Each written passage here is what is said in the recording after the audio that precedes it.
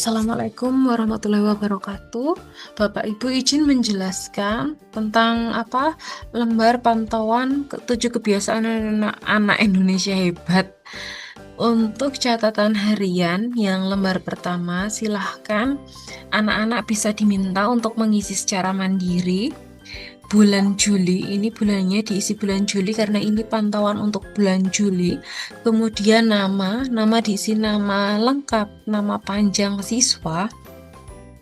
Kemudian untuk kelas diisi kelasnya misalnya 10 TSMB atau TSMA. Nah, untuk lembar ini silahkan diisi mulai tanggal 24 sampai tanggal 31. Besok ketika tanggal 31 atau tanggal 1 Agustus itu nanti anak-anak diminta mengumpulkan lembar ini untuk kami rekap begitu. Nah, kemudian untuk pengisiannya, jadi ini sudah disepakati untuk mulai diisi tanggal 24. Jadi untuk kegiatan bangun pagi, silakan anak-anak isikan jam atau waktu ketika bangun pagi jam berapa, misalnya jam 5 silakan diisi jam 5 pagi tanggal 24 sampai tanggal 31.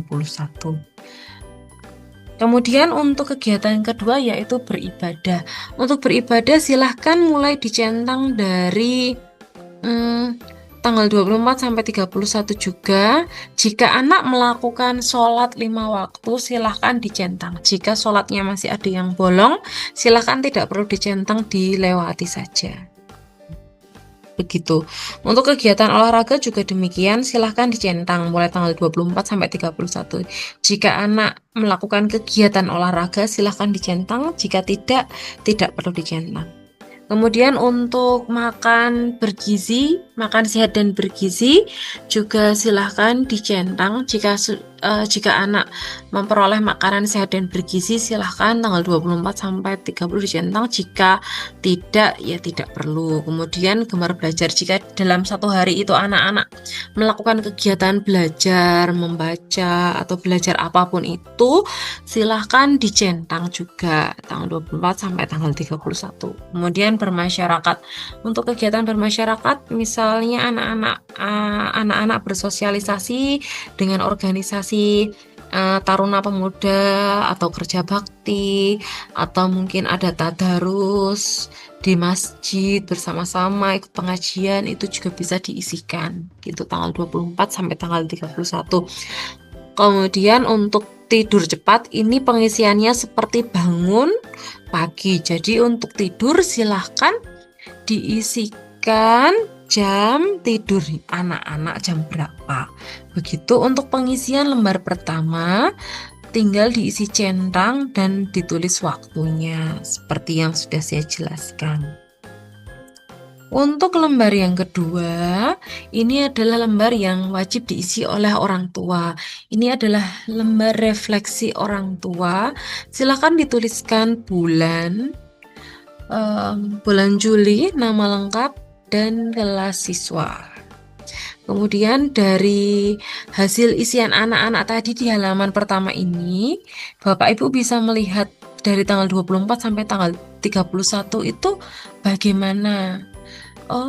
Hasil refleksi dari orang tua misalnya, anak saya sudah bangunnya sudah pagi sebelum subuh gitu. Tindak lanjutnya mungkin lebih dibiasakan lagi supaya kebiasaan yang baik ini tidak hilang seperti itu. Atau jika mungkin anak-anaknya bangunnya kesiangan setelah subuh gitu, mungkin bisa jadi refleksi orang tua bahwa bangun anak itu kurang pagi karena selalu melewatkan sholat subuh, berangkat sekolah kesiangan seperti itu. Dan tindak lanjutnya mungkin perlu pendampingan atau pembinaan dari orang tua untuk anak-anak bisa bangun lebih pagi. Contohnya seperti itu nih Bapak Ibu, bisa ditulis pakai pulpen di lembar yang kedua ini. Ini untuk yang bangun pagi.